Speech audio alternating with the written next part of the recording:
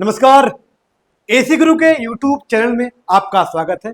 और आज एक बार फिर बहुत ही जानदार, लाजवाब और बहुत शानदार कंटेंट आपके बीच में लेकर आए दोस्तों। और आज की वीडियो में आपको हम ये बताएंगे कि विंडो एसी हो या स्प्लिट एसी हो, ये दोनों तीन सिस्टमों से मिलकर कार्य करती है। ये दोनों ही तीन सिस्टमों से मिलकर कार्य करती है, जिसका पहला सिस्टम क्या था? Mechanical system.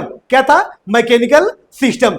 दूसरा क्या था? Electrical system. और तीसरा क्या था? Air flow system. तो जैसा कि आपको तीनों सिस्टम के बारे में आपको हमने बता दिया था, जिसमें पहला सिस्टम मैं आपके बीच में लेकर आया दोस्तों।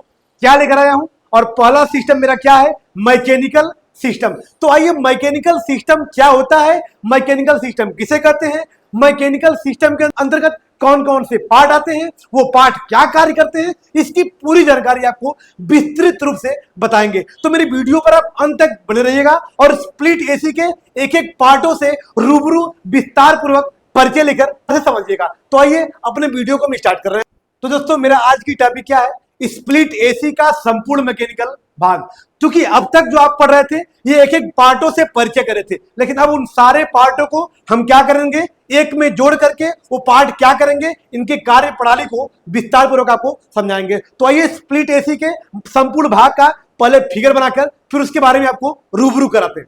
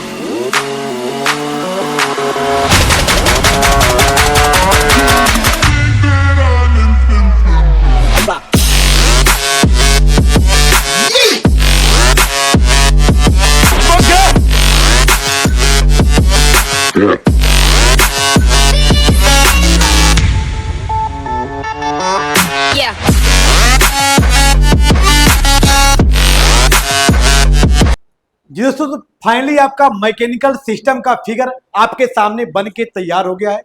अब आइए, इन पार्टों को बारीकी से आपको पहले परिचय कराते हैं। फिर परिचय कराने के बाद इन पार्टों का कार्य क्या होता है, इस पार्टों के कार्य के बारे में आपको विस्तार पूर्वक समझाते हैं। तो आइए अपने वीडियो को हम स्टार्ट करते हैं। जैसा कि दोस्तों आपको पता है कि जो हमारी विंडो एसी होती है या स्प्लिट एसी होती है, इसके मैकेनिकल सिस्टम कितने होते हैं? 5 होते हैं। कितने होते हैं? 5। अब उन पांचों पार्टों से पहले आपको परिचय करा लेते हैं कि वो पांचों पार्ट कौन कौन से हैं। नंबर 1 है रोटरी कंप्रेसर। जैसा कि दोस्तों आपको पता है कि विंडो एसी या स्प्लिट एसी में लगने वाला जो कंप्रेसर होता है वह रोटरी कंप्रेसर होता है। कौन सा? Rotary compressor. अब पार्ट नंबर 2 पे आते हैं। इसका नाम क्या है? Fins tube type condenser. तो पार्ट नंबर 2 क्या है? कंडेंसर। और विंडो एसी में लगने वाला कंडेंसर क्या होता है? Fins tube type condenser. मतलब विंडो एसी हो या स्प्लिट एसी हो, उसमें लगने वाला कंडेंसर नाम क्या होता है उसका? Fins tube type condenser. और पार्ट नंबर 3 क्या है दोस्तों? फिल्टर। तो स्प्लिट एसी में लगने वाले फिल्टर का नाम क्या होता है? Strainer filter. कौन सा होता है? Strainer filter. ये वेरी वेरी इंपॉर्टेंट पॉइंट है, क्योंकि अधिकांश इंटरव्यू में ऐसे क्वेश्चन पूछे जाते हैं। तो इन क्वेश्चनों को अपने दिमाग में ध्यान से रखे रहेगा, ताकि इंटरव्यू के टाइम आपको काम आएगा। ये नेक्स्ट पॉइंट क्या है? Capillary tube. क्या है दोस्तों? Capillary tube. तो विंडो एसी या स्प्लिट एसी में लगने वाली कैपिलरी की मोटाई क्या होती है, उसकी लंबाई क्या होती है, इसके बारे में आप जान लीजिए। कैपिलरी की मोटाई दोस्तों मतलब mm मिलीमीटर होता है। क्या होता है? 0.54 mm, फिर कामा किया गया 0.60 mm, फिर कामा किया गया 0.64 mm होता है। मतलब 3 किस्म की कैपी लगाई जाती है, मोटी, उससे मोटी और सबसे मोटी कैप लगती है। इनका व्यास एक बार फिर मैं रिपीट करना चाहूंगा आपको। इसका व्यास जो सबसे पतला वाला होता है 0.54 mm, उससे मोटा 0.60 mm, उससे मोटा 0.64 mm होता है। अब इसकी लंबाई क्या होती है? 30 से 36 इंच होती है। मतलब जैसे जैसे हमारी एसी का टन बढ़ता चला जाएगा उसी हिसाब से हमारे कैपिलरी की मोटाई और कैपिलरी की लंबाई भी बढ़ती चली जाएगी। अब मेरा पांचवा पार्ट क्या है दोस्तों? एवापोरेटर। क्या है? एवापोरेटर, जो इंडोर का भाग होता है। तो स्प्लिट एसी में लगने वाले एवापोरेटर का नाम क्या होता है? Fins tube type evaporator. कौन सा होता है? फिन्स ट्यूब टाइप एवापोरेटर होता है।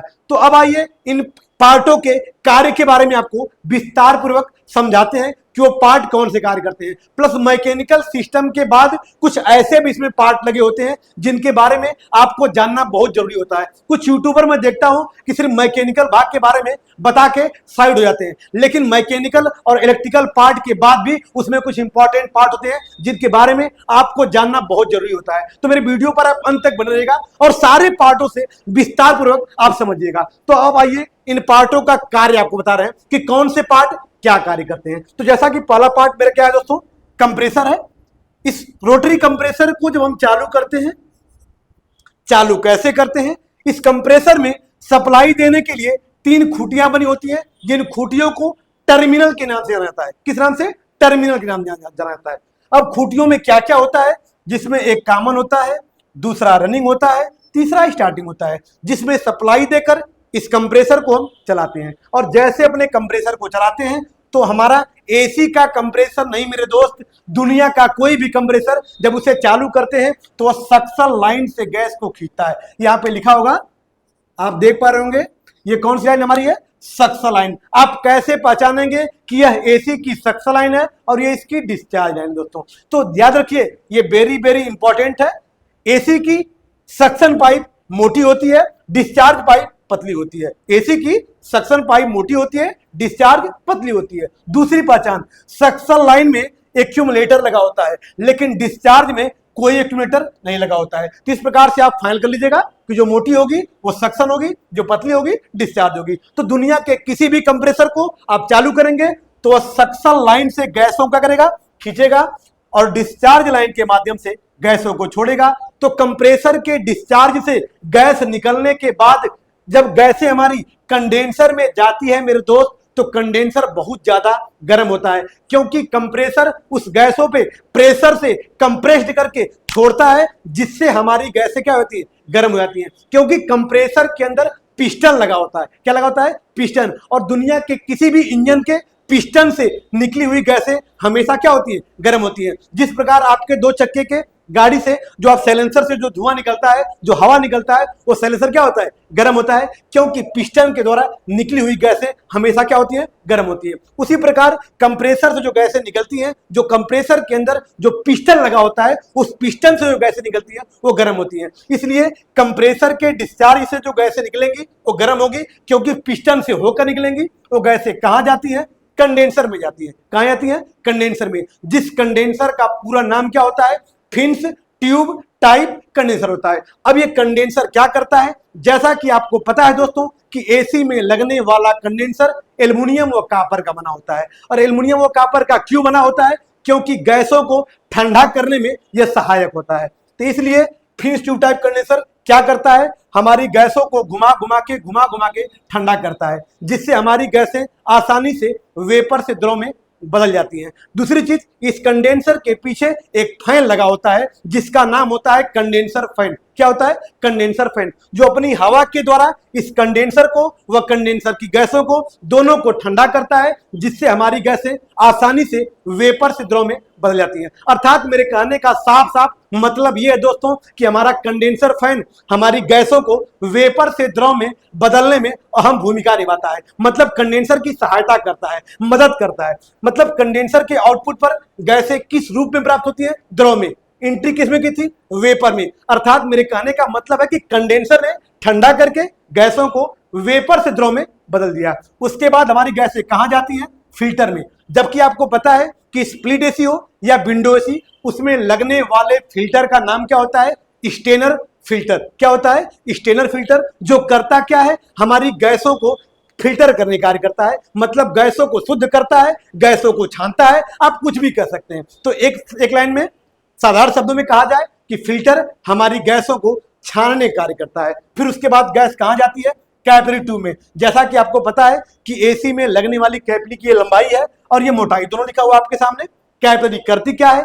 ये हमारे गैसों के प्रेशर को धीमा करती है, स्लो करती है, कंट्रोल करती है, क्योंकि मोटी पाइपों में तेजी से गैस घूमती है, लेकिन मोटी पाइप से पतली पाइप में गैस जाती है तो उसका बहाव क्या हो जाता है? धीमा हो जाता है। क्यों? क्योंकि पतली सी पाइप में उतनी जगह नहीं होती है कि तेजी से गैसें पास हो सके। तो कैपिलरी क्या करती है? हमारे गैसों के प्रेशर को धीमा करती है या कंट्रोल करती है। उसके बाद गैस कहां चली जाती है? इंडोर में। इंडोर में क्या होता है? एवापोरेटर होता है। जैसा कि आपको पता है दोस्तों, ये दो पार्टीशन हमने मारा है, आप देख पा रहे होंगे।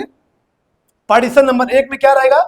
इंडोर, जो कमरे के अंदर होगा। इंडोर मतलब दरवाजे के अंदर। ये आउटडोर का हिस्सा है, कमरे के बाहर वाला हिस्सा है, जिसे आउटडोर कहेंगे। मतलब स्प्लिट एसी का जो हिस्सा कमरे के अंदर होगा उसे इंडोर कहते हैं। स्प्लिट एसी का जो हिस्सा कमरे से बाहर होता है उसे आउटडोर कहते हैं। तो अब गैस कहां जाती है? हमारे इंडोर में, मतलब कमरे में जाती है, अर्थात एवापोरेटर में जाती है। तो एवापोरेटर क्या करता है? वह किसी वस्तु या स्थान की गर्मी को खींचता है और वहां पर कूलिंग का प्रभाव छोड़ता है, जिससे हमारी वस्तु या स्थान ठंडी हो जाती है। अर्थात एवापोरेटर में गैस किस रूप में जाती है और वहां से आउट किस रूप में होती है, इसके बारे में भी आप विस्तार पूर्वक आप जान लीजिए। तो कंडेंसर ने क्या किया था? गैस को वेपर से द्रव में बदल दिया था। उसके बाद द्रव कहां गया था? फिल्टर में। द्रव क्या किया? फिल्टर छान दिया। वही द्रव कहां चला गया? कैपिलरी में। कैपिलरी ने क्या किया? उस द्रव के प्रेशर को धीमा कर दिया। मतलब अभी भी कैपिलरी में जो हमारी गैस है वह द्रव के रूप में ही है। फिर यहां से गैसें जो जाएंगी कहां जाएंगी? एवापोरेटर में एंट्री करेगी। तो एवापोरेटर में एंट्री के वक्त हमारी गैसें किस रूप में रहेंगी? द्रव में।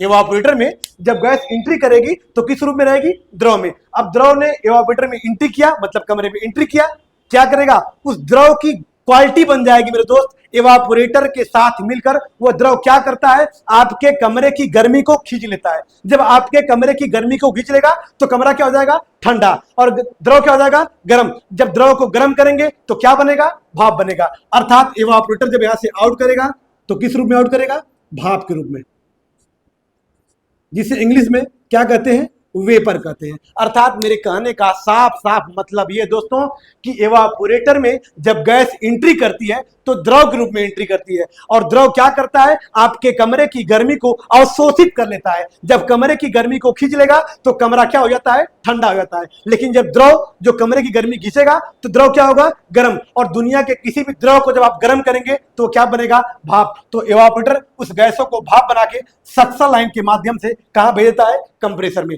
अब इसमें एक्स्ट्रा पार्ट क्या लगा है दोस्तों?